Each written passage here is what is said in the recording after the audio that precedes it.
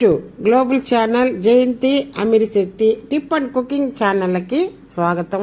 పచ్చళ్ళు ఎన్ని రకాలుగా చేసినా రోటి పచ్చళ్ళ రుచికి సాటి ఉండడం అని చెప్పొచ్చు. రోటి పచ్చళ్ళ రుచి ఎలా ఉంటుందో వాటిని తిన్న వాళ్ళకి మాత్రమే తెలుసు. మిక్సీలు గ్రైండర్లు అందుబాటులోకి రాని సమయంలో రోట్లో దంచుకొని మసాలాలు పచ్చళ్ళ రుచి అద్భుతంగా ఉండేది. రోట్లో నూరిన మసాలా రుచితో నాన్ వెజ్ కూరల రుచే పెరిగేది. సరిగ్గా అదే పద్ధతిలో పల్లెటూరు స్టైల్లో చింతసిగురు రోటి పచ్చడి తయారు చేసుకుందాము. కావలసిన పదార్థాలు: చింతసిగురు, టమోటాలు, ఎండుమిర్చి, పిడికి నిండా వేరుశెనగ గుళ్ళు అవి తీసుకొని ముందర పొయ్యి మీద స్టవ్ వెలిగించి పొయ్యి మీద కళాయి పెట్టి దానిలో 15 ఎండుమిర్చి, ఒక గుప్పిడి నిండా వేరుశెనగ పప్పులు, ఒక స్పూను ధనియాలు, ఒక స్పూన్ జీలకర్ర వేసి సన్న సెగ పైన వేయిస్తే అవి బాగా ఎర్రగా వచ్చేస్తాయి. బాగా వేయించుకుంటా ఉంటే ఈ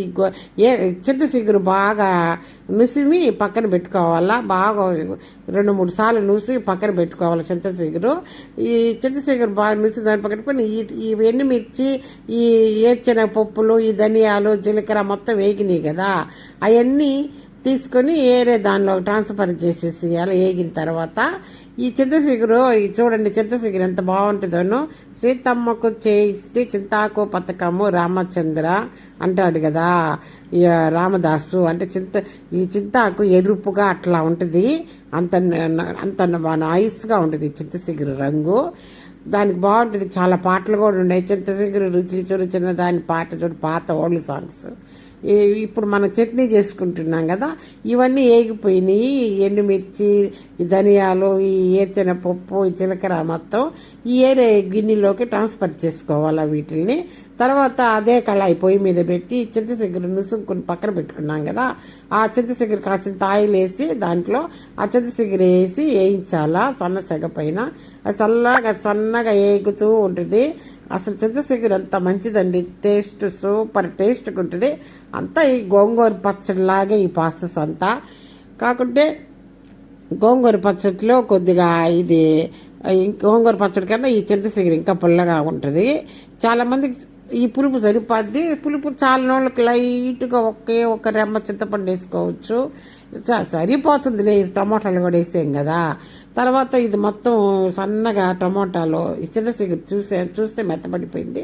తర్వాత సన్నగా కట్ చేసుకున్న 2 టమోటాలు ముక్కలు దీనిలో వేసేసి ఇవి కూడా వేపాలి మేము అంతాను. ఈ టమోటాలు ఈ చింతసిగురు మొత్తం వేగిపోయిన తర్వాత ఇప్పుడు మనం దీంట్లోకి కాసింత రుచికి తగ్గ ఉప్పు, కొద్దిగా ఇంగువ వేసుకోవాలా. రుచి తగ్గ ఉప్పును ఇంగువ వేసుకొని ఈ రోలు శుభ్రపరచుకొని మనం రోలు శుభ్రంగా ఎండి పెట్టుకోవాలా. ఈ నిలవ పచ్చడి కూడా ఇట్లేనండి చేసుకునేది. నిలవ పచ్చడి కూడా చేసుకుంటే అది తడి తగలకుండా చేసుకుంటే 6 నెలలు కూడా ఉంటుంది. మనం చింతసిగురు ఎప్పుడంటే అప్పుడు చిక్కదు కదా, చిక్కేటప్పుడు నెక్స్ట్ వీడియోలో పెడతాను చింతసిగురుతో నిలువ పచ్చడి. ఇది మామూలు రోటి పచ్చడి.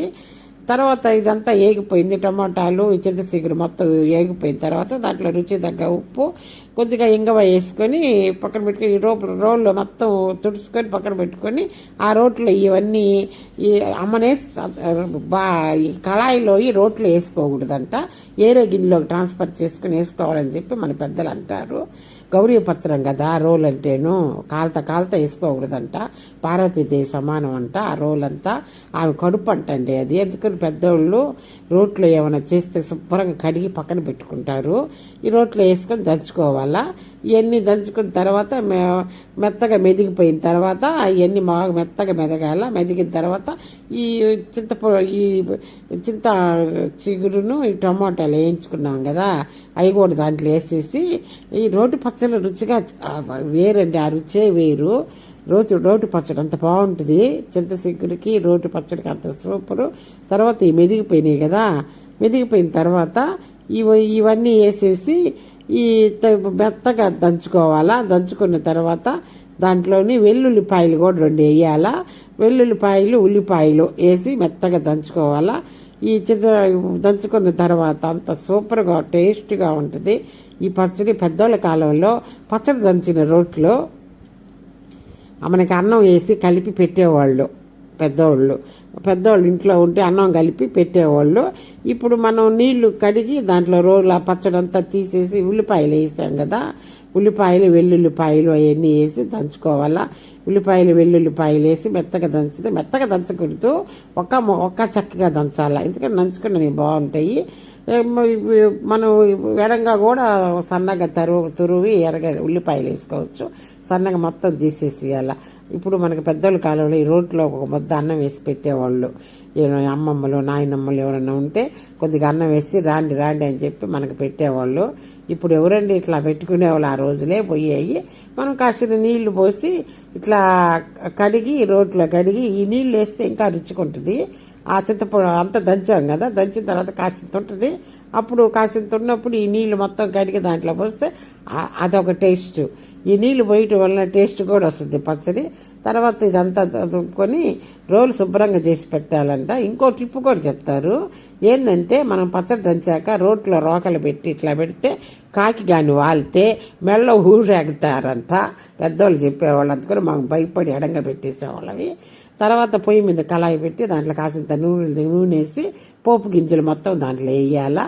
పోపు గింజలు అంటే జీలకర్ర, ఆవాలు, మినపప్పు, కట్ చేసిన ఎండుమిర్చి, కచ్చాపిచ్చిగా దంచిన వెల్లుల్లిపాయలు వేసి అవి చిటపటలాడిన తర్వాత బాగా కాసిన కరివేపాకు, అవి చిటపటలాడి ఎర్రదాలుగా వచ్చేస్తాయి. ఎర్రదాలుగా వచ్చాక కాసింత కరివేపాకు వేయాలా.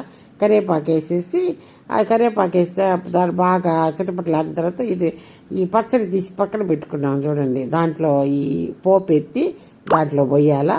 దాంట్లో పోస్తే అబ్బా గుమ్మలాడే చింతచిగురు రోటి చట్నీ రెడీ అయిపోయింది. అంత వేడి అన్నంలోకి కాస్త ఇది వేసుకొని నెయ్యి వేసుకొని తింటే దీని టేస్టే వేరండి. ఇంగువ, వెల్లుల్లిపాయలు, ఉల్లిపాయలు అన్నీ దీంట్లో పడ్డాయి కదా, వేసిన పప్పు మొత్తం ఈ టేస్ట్ అదిరిపోద్ది. కాసింత నెయ్యి వేసుకొని తింటే అంత రుచిగా ఉంటుంది. పాతకాలపు చట్నీ కదా, ఇడ్లీలోకి దోశలోకి అన్నిట్లో బాగుంటుంది. లైక్ చేయండి, షేర్ చేయండి, సబ్స్క్రైబర్ చేయండి. కొత్తగా